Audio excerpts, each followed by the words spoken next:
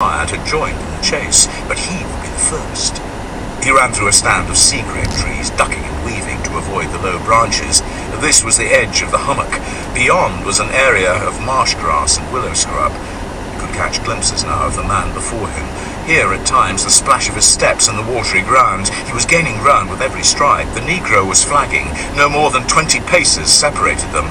As he came closer, he drew the hand axe from his belt, intending to stun the man with a flat side. But he was gaining too fast, it came to him now. With a sudden, belated sense of danger, he saw that the man was carrying a pointed cane and checked momentarily, then came on with a rush. The Negro had left it too late, so there was no time now for him to turn and set himself for a throw. This was a serious misjudgment on Nipke's part, and it cost him his life.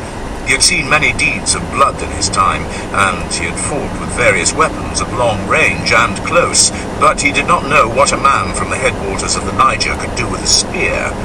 As they came into the open, Inchebi had slackened speed. He knew that with a light missile, designed for fish, not men, the throat was the only target, and he knew that he only had one chance. When the panting and the steps were close enough behind, he whirled, and without pausing to set himself or even shift his grip on the shaft, flung the spear upward from waist height, aiming instinctively, the turn and the throw one single movement. The distance was no more than a dozen feet. The barbed head of the spear, with its needle-sharp fishbone point, caught the advancing Indian in the base of the throat and penetrated deeply, half-severing an artery. Nipke dropped the axe and sank to his knees, raising his hands as if in some attempt to arrest the copious flow of blood. Inchebi waited only long enough to be sure that this enemy was disabled.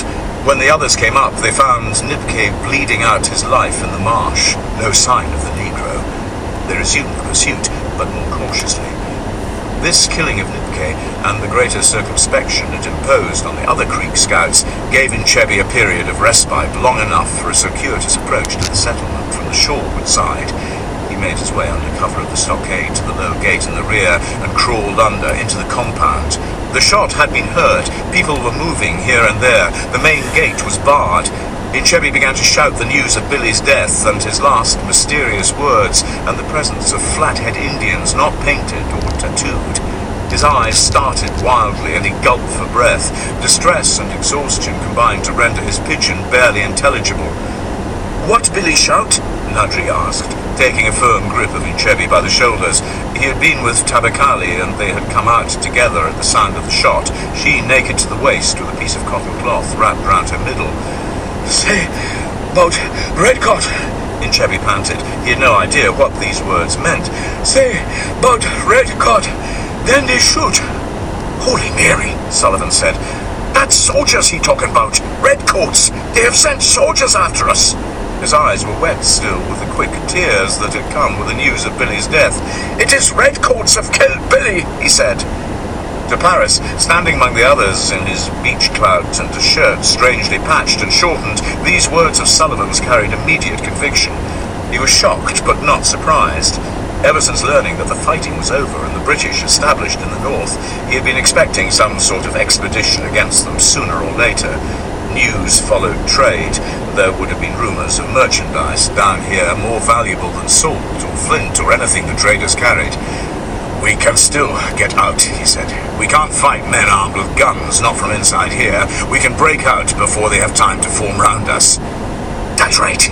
Kireku's eyes flashed fiercely. He had his bow slung over one shoulder and heavy arrows in a bark quiver at his belt. "Nobody see Inchebi come," he said. "Nobody try stop him. They not in place yet. We can get out same way he come in. In the bush, nobody find us. Redcoat try find me, stick him like pig, make him cut red past now." It was to be long remembered of Kireku that even at this desperate moment he had made a joke. He was already moving away when a booming voice reached them from somewhere beyond the stockade. "You're surrounded on every side. You cannot escape. Lay down your arms and open the gates. We are armed with cannon and can destroy you all at will." The voice was frightening, unearthly, distorted by an amplifying instrument of some kind, which made it impossible to determine the direction, but the flat accents of northern England were clearly recognizable in it. "There may be time yet," Paris said. "They may not know of the gate in the rear. He hesitated, looking at Tabakali and the children standing close beside her, Kenka between the two smaller ones.